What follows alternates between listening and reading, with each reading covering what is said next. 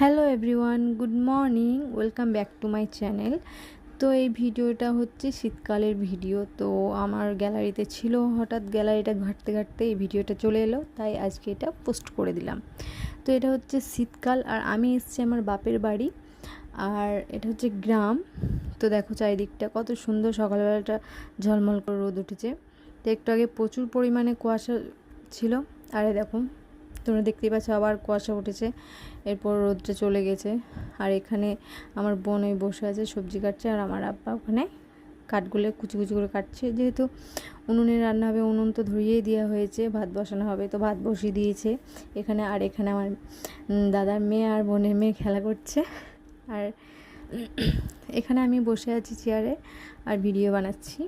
তো এ দেখো উনুনে ভাত বসিয়ে দিয়েছে, আর আমার বোন সবজি কাটছে।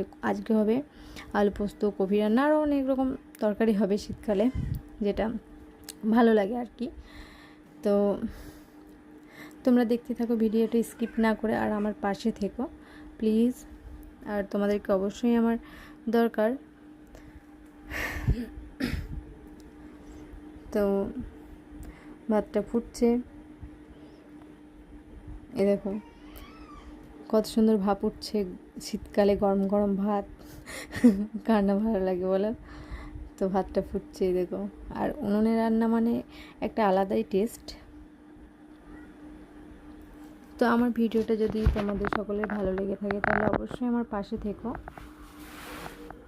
লাইক করো, কমেন্ট করো, চ্যানেলটা সাবস্ক্রাইব করে দিও। আর এখানে হচ্ছে আলু পোস্ত, তোমাদেরকে একটু আগেই বললাম যে এখানে তরকারি হবে কপি রান্না, আলু পোস্ত। তো কপি রান্নাটা আমি দেখাতে পারলাম না, তো এটাই দেখালাম, এই তরকারিটা। আর তোমাদের সাপোর্ট আমার অনেকটাই প্রয়োজন, অনেকটাই মানে অনেকটাই। তোমরা সাপোর্ট করবে তবে আমি এগোতে পারবো।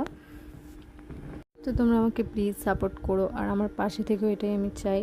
আর ভিডিওটা হয়তো জানি না কেমন হয়েছে, আর এখানে আমি ভিডিওটা শেষ করলাম। টাটা, ভালো থাকবে, সুস্থ থাকবে, বাই।